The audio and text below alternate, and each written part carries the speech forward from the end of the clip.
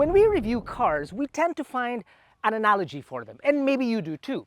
For example, the Audi e-tron GT, it's hunkered down like a big cat, ready to attack in a moment's notice.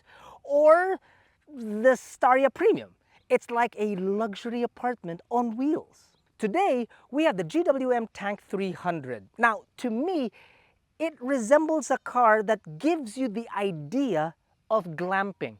It's definitely rough and tough enough to take on the outdoors, but inside it has all these amenities to keep you and your passengers comfortable. And on this episode of Behind the Wheel, we want to find out what it's like to live with a tank on a day-to-day basis, take it on some light off-road, as you can see, and find out if it's actually the car right for you.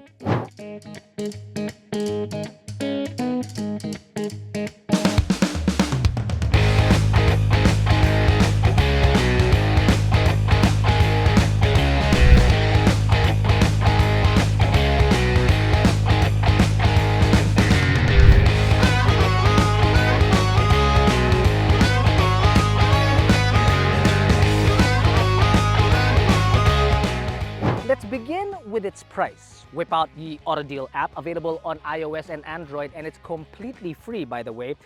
And the Tank 300 comes in at 2,678,000 Philippine pesos. Now, when you compare it to price, it's actually closer to that of the Everest Titanium and or the GAC GS8 all-wheel drive. But they're nowhere near as off-road capable as this vehicle, nor does it have the retro styling. For the retro styling, you'd have to go sort of like the opposite ends of the spectrum. And I'm talking about, let's say, the 5-door Jimny, which comes in at about 1.7 million Philippine pesos, and then the Wrangler, which comes in at 5 million Philippine pesos. For more prices and specs and whatnot, head on over to our website or the aforementioned app, because it's got all the details there for you. Let's move on to the engine. Oh, it's on struts. Thank God, because I'm too short. Underneath is a 2-liter turbocharged 4-cylinder gasoline engine mated to an 8-speed ZF 8-speed automatic transmission with a part-time 4-wheel drive system that produces 217 horses and 380 newton meters of torque. Now, inside the city, fuel consumption is not so good because you're doing about 5 kilometers per liter. On the highway, a bit better at 14, but let's face it, number one, it has the drag coefficient of a Rubik's Cube. Number two, when you're doing off-road, you're not going to be looking at that much of its fuel consumption figures, especially when you're outside the city. And might I add, every once in a while, you may need a 4x4 system inside the city when it starts to rain really, really bad. It also has a 75-liter fuel tank, Which means expensive. but long drive. Expensive. Now, if the off-road capabilities of this car is one of its stars, the other star has definitely got to be its look.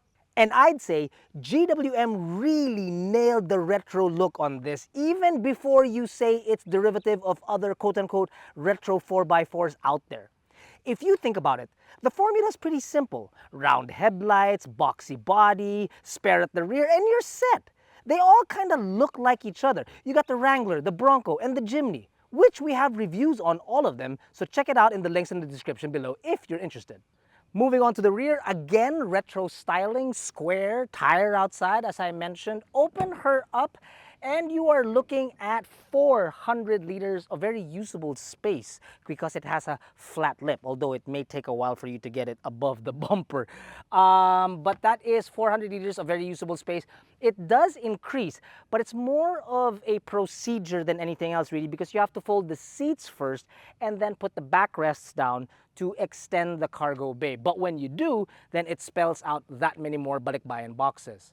Apart from that, you have stuff in the back like a fire extinguisher, parcel hooks, oh, and even a 12-volt socket, no, a 220-volt socket. So you can charge stuff like your cooler, you can power your cooler, you can charge larger batteries such as this, or for producers like Jack, he can plug his laptop in because he's cramming, because he just likes to simply play games on his computer like Elder's Ring or The Adventures of Seymour's Butts. I have no idea what these kids these days. Yan, kasi procrastination.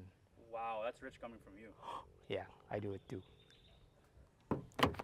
opening, not so large, but easy enough to get into thanks to the step board and the grab handle. Seats are comfortable, firm, but they have a little bit of give to them. Leather feels good, not the greatest of leather, but it nonetheless feels good to the touch. That is my normal driving position. As you can see, I've got lots of space, and I do mean lots. It's not because I have short legs, but because there's a lot of space in this car. There is barely a center tunnel, which means that a third passenger wouldn't have a problem. There are air vents here up front, and the two charging points found are on the bottom. They're both type A. Bottle holders on either door and also on the center armrest. Now, the elbow room is something that I wanted to get to because it does look a little bit generous, right? It does.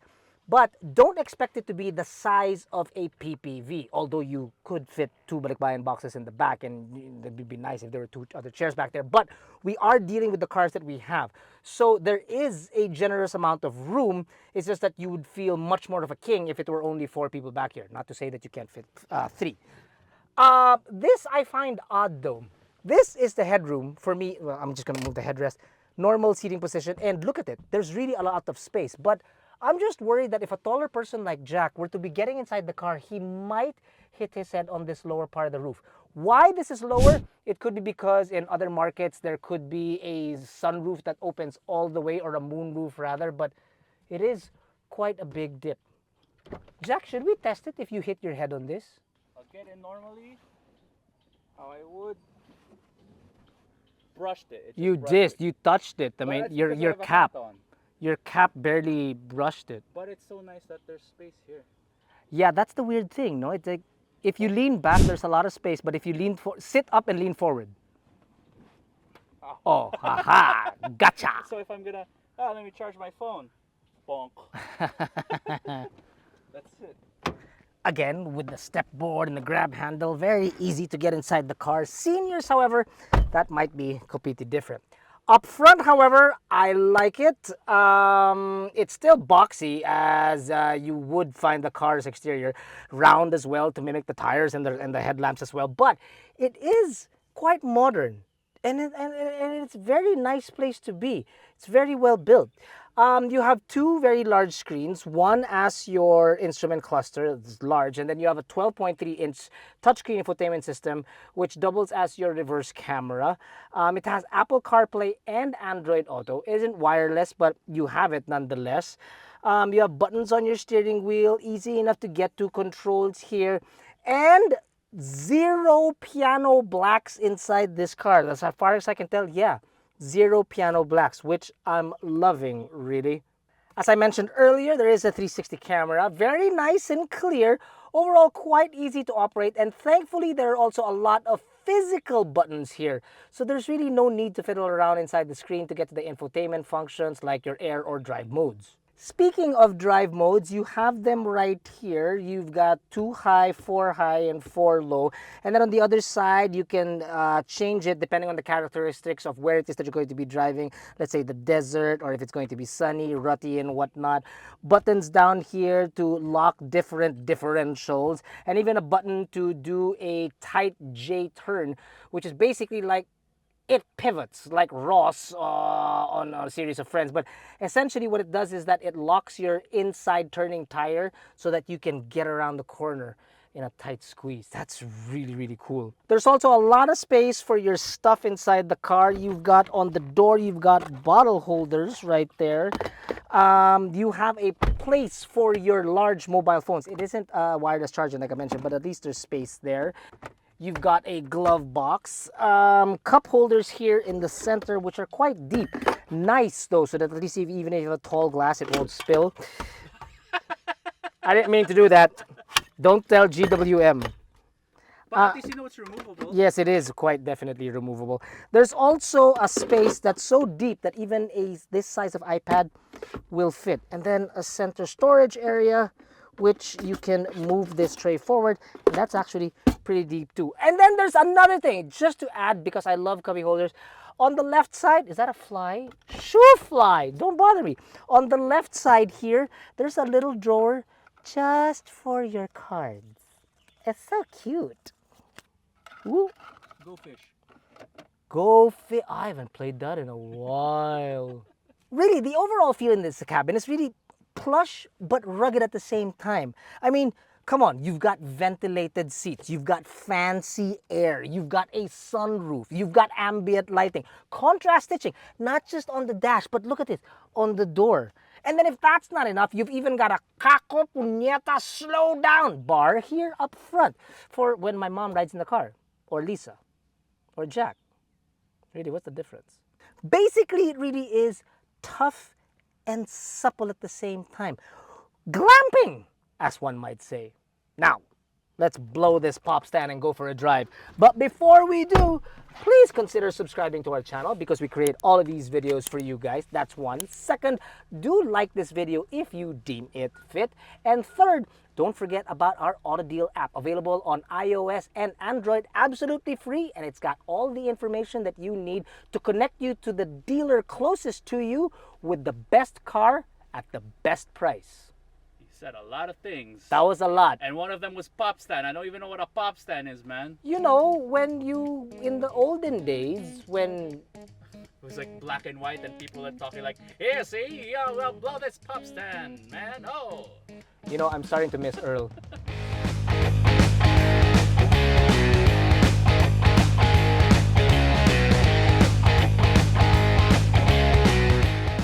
So we've got some great views, but obviously we're not in any form of ridiculously treacherous terrain. But we thought that it would be just fitting to take this car off the beaten path. Obviously, it's a lot of fun. It really is. Anytime you go off-roading, it's a lot of fun. And it's far from what the Tank's limits are, because obviously I'm not that kind of a four-wheel drive enthusiast just yet. But it's nice to know that this car, with its differential lock up front, differential lock at the rear, high torque at low speed four-wheel drive system, it's just very, very confidence inspiring. So is to the fact that it's got a decent amount of ground clearance. It's not the best in class, I wouldn't say that, no. But at 224 millimeters, if it starts to get a little sketchy, the nice thing is that there's a bash plate up front and at the rear, just in case it gets a little hairy. Oh, and did I mention how clear the reverse camera is? You know how clear it is? Jack, you're insured, right? Yeah, I'll take that as a yes. Check this out. You ready to go off-road backwards? Oh my god. Okay, I think that's enough. I think that's enough. No, we'll go on. No, we'll go all the way to that. I think that's enough. No, nowhere near enough, Jack. Please, stop. Out on the road, especially on the highway, you will notice that the steering is very light. You don't have to put in a lot of inputs like corrections and whatnot as what you might expect when you drive the Wrangler, because that after all is a solid front axle. Here, quite easy, light, connected to the road. I like it. Its overall manners on the road are actually pretty good. And when I say that, I mean its suspension. It leans a bit on the firmer side, but nowhere near as firm as, let's say, for example, a diesel engine PPV. My car, for example, I can definitely tell that this is much softer on the road. It's nowhere near as comfortable as, let's say, for example, a large crossover, but it's better than that of a PPV. Like I said, it's a good middle, really. It's a good middle ground. Noise isolation is, well, I would say just about decent. I wouldn't say it's stellar or anything like that because, well, you don't hear the engine noise because it's a gasoline engine. But because this thing, like I said, is shaped like a Rubik's Cube, wind noise will really come in and, well, unfortunately because of its tires, the road noise as well. Now, at low speed, there's a lot of punch. So when you need the torque to come in, when you're, let's say, for example, using the 4x4 system, it's definitely there. Out on the highway, at mid speed, there's a better punch at mid speed because I noticed that when you floor it from a low speed on the highway, that's when there's a bit of a spool in the turbo. So there's a little bit of a delay there. It's not 2 business days. No, nothing like that. But it's a turbo, so you'd expect it to act like a turbo. What doesn't have delays though is the ZF8 speed. It's absolutely great. I've made it my mission in life to tell you guys that my favorite transmission, converter. torque converter. Please more. No more bad DCT, please. No DCT, no CVT, just an automatic transmission with a torque converter. Yay! The tank also does come with some advanced driver assist systems like lane keep assist, adaptive cruise control. Now, there are other cars out there with pretty decent advanced driver assist systems, or ADAS as we'll call them. Here in the tank, it's not the top of the line, but I will say that it's better than most. Some, not naman most. I'll say some. Could I personally drive this car inside the city, and could it be, more importantly, my daily drive? Yes, it's possible. I mean, pick up the keys from the kitchen, head out to the car, start driving right away, no issues. If this was my very first time inside a car this size, I'd be a bit careful because of the size of the vehicle. Thank goodness that there are cameras, which are actually pretty darn good. Would I be worried about scratching this car? Well, it's rough and tough. I just know I would. Plants, no problem. Those motorcycles that love to scratch you, those guys might be a problem because my plastic black cladding might get scratched. And for some strange miracle of a reason, my family decides to go out camping. I got them covered. I don't know why we would, because my form of camping is like room service. Oh, you know how difficult that kind of camping is? You are really a city boy. I am.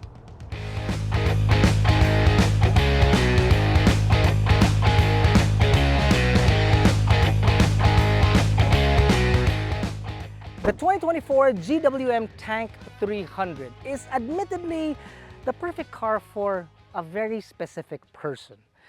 It does make for a good daily drive, and it's got all the comfortability inside to take your family along. Plus, it also has a very awesome 4x4 system. But more than that, it's got essentials that any 4x4 enthusiast would love, which is a locking differential up front and at the rear. Now, admittedly, the price is a little steep. Yes, it's most definitely not the deal of the century.